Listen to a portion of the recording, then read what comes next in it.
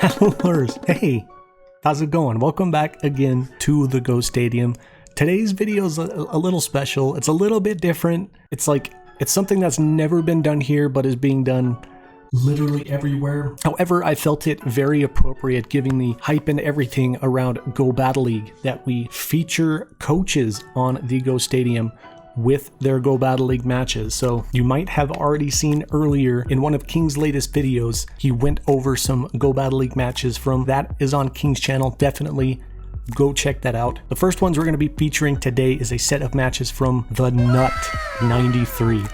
The Nut. If you have not seen the previous video for TheNut93 in his tournament sweep, go ahead and check that out too. Just real quick, you've probably already watched the King video, but basically this is another Nut93 5-0 video. So rather than this being like the traditional Silph Arena tournament coverage, this is going to be featuring and highlighting his Go Battle League matches. This specific team composition that he used is the first that I've actually seen myself. Let's hop in. Jump in, buckle up. Let's get into these matches from the Nut.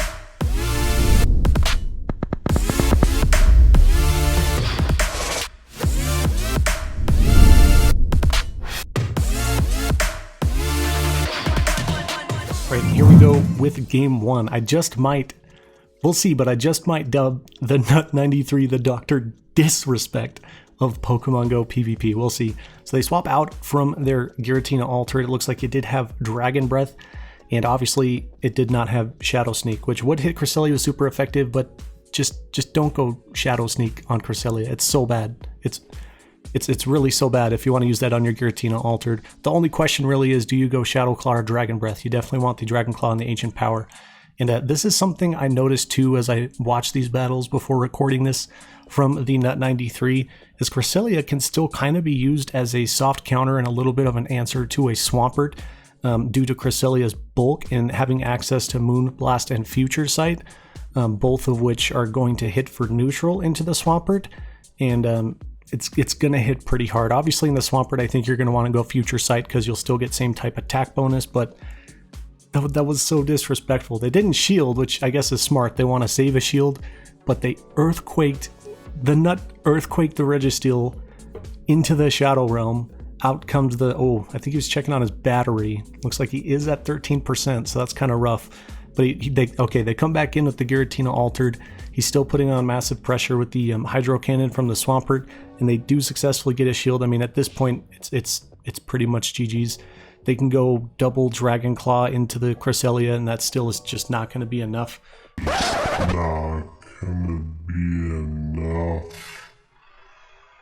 Which, funny, it looks like that was super clutch. So I don't know if you noticed what happened, but he came in with his Giratina to possibly just bait out that charge move, which he did. Then he did a quick swap into his Cresselia that had basically nothing left, and they wasted their energy on that. Now he comes back in with his Giratina Origin, and that was pretty much GG's at that point. So you saw already in game one, we have seen some disrespectful plays. But alright, game two here. Looks like they open up with the Poliwrath. The Nut is keeping his options open, obviously, with the switch menu there because he wants to anticipate their swap and answer as quickly as he can.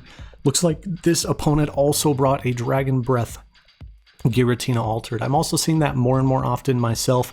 I am running into less Shadow Claw variants and more Dragon Breath. I don't know why people are preferring that for the most part. I feel like Shadow Claw is still the way to go, at least for me personally, but anyway, so the Nut93, he's just taking the damage and throwing out the Hydro Cannons. It seems like he's kind of just using Swampert as a cushion rather than a main offensive play like I've seen some players do in Go Battle League for the Ultra League. Now he comes back in again with the Poliwrath. Whether this is Dynamic Punch or Ice Punch, you don't really need to shield at all. Cresselia is just up against a Poliwrath that is, it's a wall. It's a wall of a tank. There's not really much you can do. If anything, you should not go for the deep punch, just go for the neutral ice punches like you see there. And then at that point, he just Psycho Cuts down. Now, moving on here, they end up bringing in the Registeel. Now, even being not very effective, the Future Sight, you still see it does kind of not a decent chunk. It does a little chunk, a little mini chunk of damage into the Registeel. So I don't think it's necessarily a waste of energy because at this point, that Registeel already used a Flash Cannon. As we can see, has to build up to another one, and the Nut's going to invest in the shield at this point. Did he go for Shadow Ball or Ominous? He did. He went straight Shadow Ball, so that was a good shield on their part. GG's on that shield. I would not shield this Flash Cannon either at this point. We know it's definitely not going to KO in the Ultra League. They come back in immediately with their Giratina. Their Giratina altered, so we went straight for a Shadow Ball again, but at this point, I mean, with how everything's that was disrespectful. That was disrespected, but he already had the energy. They have no shields. The Nut still has one. Now he comes back in with the Origin, and that's GG's. So into the next opponent here with the TheNut93 Monster Mania that he's putting on display for everybody here. I hope you're enjoying, but they open up with the Charizard. I wonder if we're about to take a Blast Burn to the face. We do, but as you can see, Cresselia is so bulky and tanky enough that the Charizard's going to need possibly 3. Probably 2, but possibly even 3 Blast Burns to KO the Cresselia, right? But looks like the Nut had a little bit of energy. He swaps into the Origin here. Unfortunately, they did bring out a Togekiss, but the Nut did successfully land a Shadow Ball, so that was super clutch. They were able to do massive damage to the Togekiss before getting out of there. The Togekiss should be able to throw an Ancient Power at this point, which it looks like the Nut does decide to shield. I don't think that was a bad decision. But this is kind of a rough spot, right? Because you're taking massive damage from the Charm, and Psycho Cut isn't exactly the kind of move where, you know, you're going to comfortably farm down. So it was kind of a rough spot to be in, but he played out of it anyways. He was also smart here. He saves his shield. He lets the Charizard use his energy because he still has Swampert here in the back. And this is a very, very rough spot right now for the Nut to be in, because they come in with the Venusaur. Obviously, we need to shield, or that Frenzy Plant is going to one-hit KO the Swampert, even in Ultra League. We land the Earthquake successfully, and that was clutch. That was super close. That might have come down to charge move priority. You see here, Hydro Cannons the Venusaur.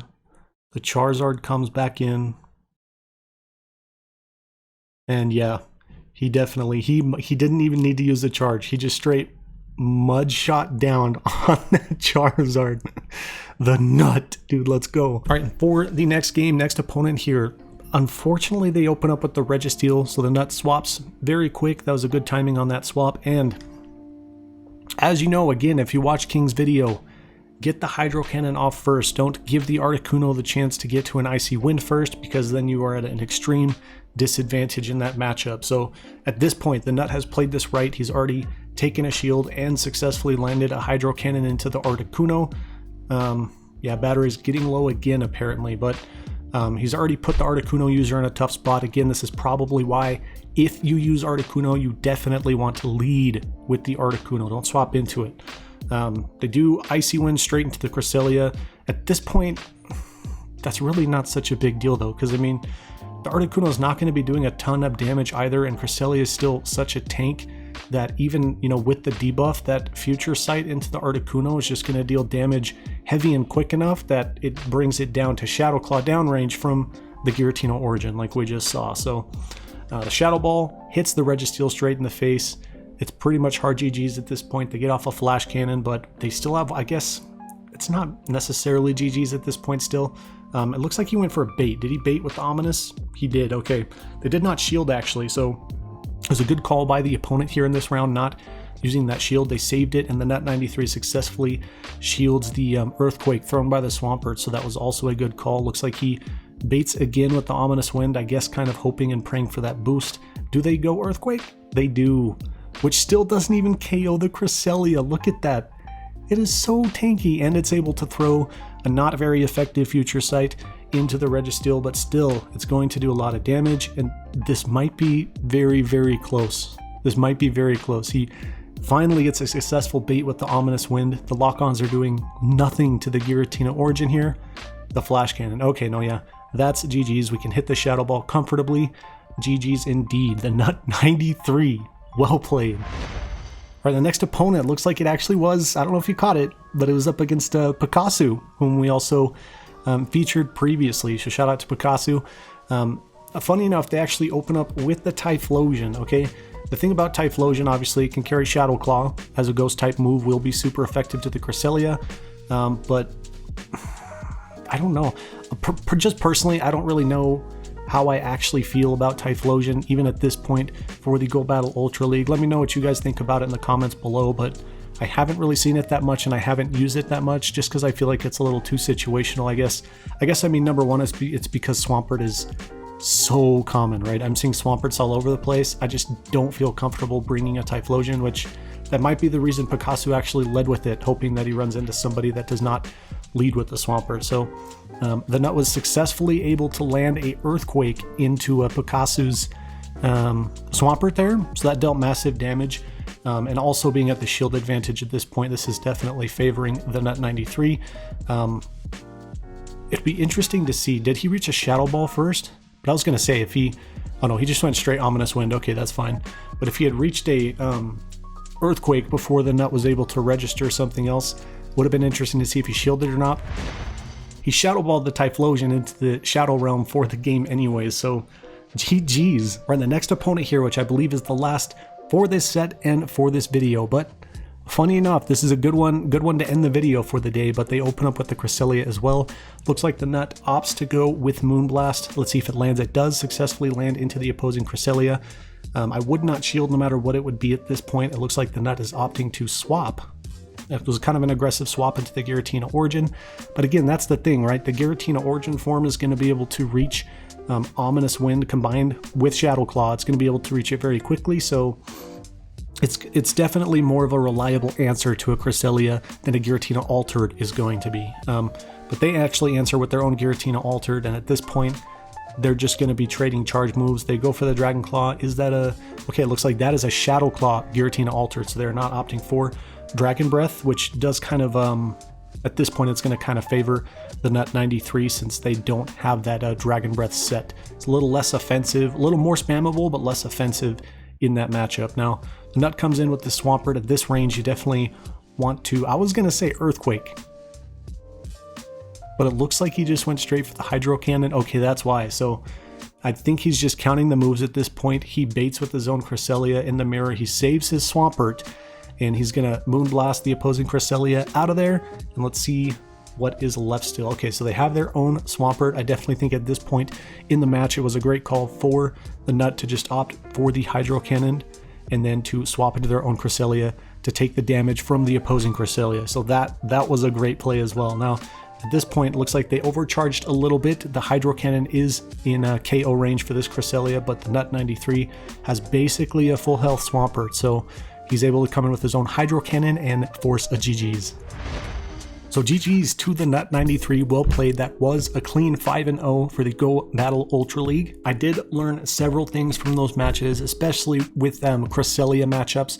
Personally, I slept on Cresselia big time before I was able to watch the matches that the TheNut93 sent, and I have a little more faith in it as a pick at this point. So let me know what your thoughts are on those matches and on Cresselia as a pick and how we comped with the Giratina Origin and the Swampert. But again, shout out to the TheNut93. Again, he is a Go Stadium coach, so if you are interested in being coached by some of these Go Stadium coaches, such as House Stark, Toshi, and the TheNut93, the link for the Patreon is in the description below. If you do enjoy seeing these and you'd like to see more of these, please leave a like on the video.